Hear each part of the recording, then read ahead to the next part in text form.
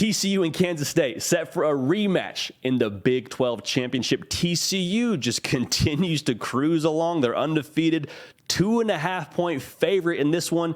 This is a really cool conference championship setup. Have been to this game twice, but Jerry World is just such a cool venue. And typically it's, reserved for the NFL game, but to have it packed with college fans, it's special. It's a really cool atmosphere. Noon Eastern kick. I believe College Game Day is actually going to be there. You got Kirk Herbstreit on the call, got Chris Fowler on the call, Holly Rowe on the sidelines. Like, it is all teed up to be a really special kind of atmosphere in Jerry World. TCU, they may even be in the college football playoff with one loss. Now, if they lose that game, maybe things become a little bit more dicey, similar to what we said about Michigan. But I think, obviously, for Sonny Dykes and company, they would like to win this game. They would like to get some Big 12 jewelry, put the ring on the finger.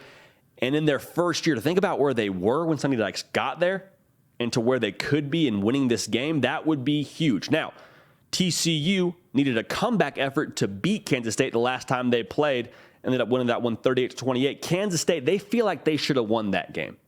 They felt like they had TCU on the ropes and let them get away. So Kansas State is very excited to see TCU standing right there in their way for the Big 12 title. Now, the quarterback situation is a little bit interesting for Kansas State. Got Will Howard, who I believe is going to be starting in this game, but Adrian Martinez, the Nebraska transfer, has been lightning for them all year. His status is in question. So if he can go, expect him to obviously contribute to some level, but I'm going to go ahead and predict this game as though Will Howard is going to be the starter. So we'll see what happens there. But regardless of the quarterbacks, here's my first hinge point. Who wins bully ball? Because that's plan A for both teams. Kansas State running the ball 58% of the time. Deuce Vaughn, the last time they played, 7 yards per carry. That is ridiculous. For TCU, they're running the ball 54% of the time, and Kendre Miller was the player of the game last time. 29 carries, 153 yards. He just pounded the rock to no end. Now, I think this is extra crucial for Kansas State because for TCU, they have Quentin Johnston on the outside, who is just a freak show. Like, I don't believe you can leave him one-on-one. He's Megatron-esque, which is maybe a little bit hyperbole, but it's true with his mix of size and speed and how he moves in and out of breaks. Like, he is special. We'll be making millions of dollars here very soon. And Max Duggan's been playing really well. Max Duggan just continuing to move the train down the tracks for TCU. He's a very capable passer. And so if they don't have the run game, which, again, they want to, they would love to run for 153 yards. Again, if they don't have that, though, they still have that counterpunch of being able to put the ball in the air and let their guys go work. Now, it becomes a lot easier when you can run the football, but they still have that in the back pocket with Quentin Johnston and company. For Kansas State, I say it's extra crucial because obviously a higher percentage. But with Will Howard, he's a youngster. Let's just call a spade a spade. There it is for those of you trying to keep track of when that reference was coming, a spade a spade. Let's just call a spade a spade. Will Howard, this is a big spot for him. And so to be able to turn around and hand the ball off to Deuce Vaughn and be able to move the chains that way, that would be a lot less on his plate. Because if you say, Will Howard, they're stopping the run, brother, we got to throw the ball to win the football game. He's done that before. Just ask Oklahoma State. He's capable of throwing the football, but I just think with how big a stage this is, you would like to make his day as easy as possible. So, something to keep an eye on, but whoever can win bully ball, whoever gets to play their style of game, that's going to be who this game favors. Does TCU start fast? 5 second-half comebacks this year. It's just kind of been a part of their game. But think about this for a second. What if TCU gets out to a 14-point lead? What if TCU doesn't need to have their 6th second-half comeback in this kind of game? What if they just pull away? They have the offense to do it because they score 39 points a game. That's some of the best in the country. And if they're able to get out to a quick start, like we already said, whether it's Will Howard, whether it's Adrian Martinez, the Kansas State offense, they score upwards of 30 a game too, but they score it in a different way. They want to run the football. They want to wear you down. They want to pound the rock. Well, when you're down 14-0, when you're down 21-0 even, it becomes a lot more difficult to do because the clock keeps running and you're taking 6 yards, you're taking 5 yards, and that's fine, but the clock keeps ticking and the game becomes shorter and it's harder to get that many drives in when that's the kind of style you play. Now, I will say this, though. If they don't start fast, if it does become a matter of, okay, need that horned frog magic here, baby. Need a little bit of that second half comeback. Let's do it. It's hard to do that on the same team twice. I'm not saying it can't be done, but I promise you, if they go into that locker room, does Kansas State up at half, you know what they're going to be saying? Hey, not like last time. Remember last time, we're not doing that. There will be an extra emphasis to keep the pedal to the metal. So it could happen, but needless to say, it's not the way that you want to play if you're TCU, because Kansas State's not going to let you do that twice.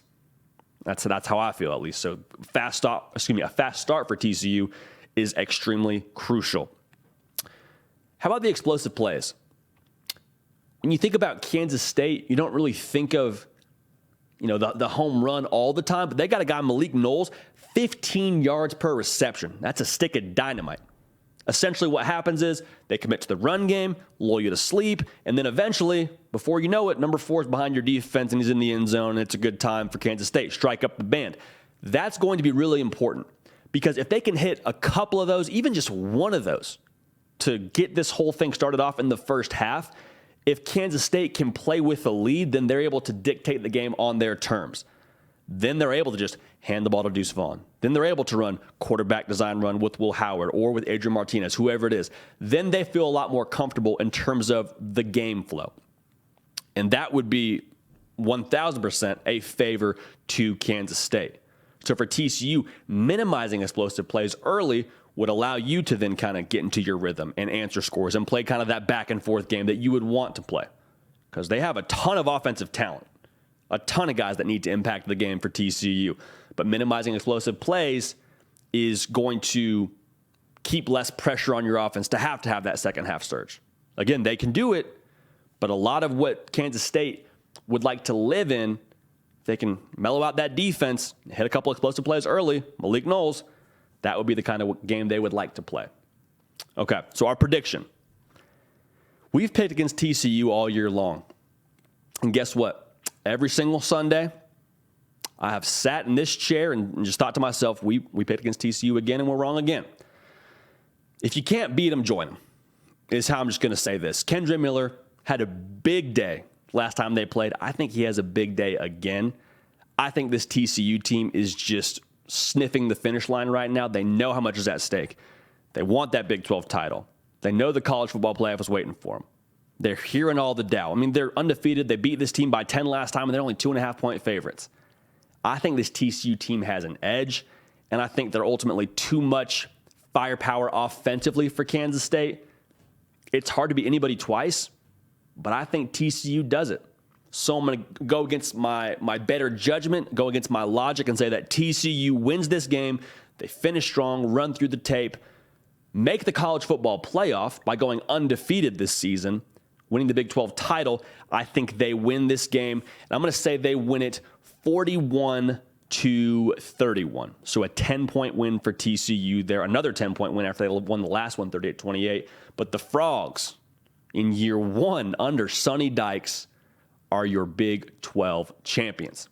Hey, y'all, thanks so much for watching. Subscribe to the channel here to make sure you don't miss an episode of The Hard Count. Also, be sure to check out other videos on the On3 YouTube channel.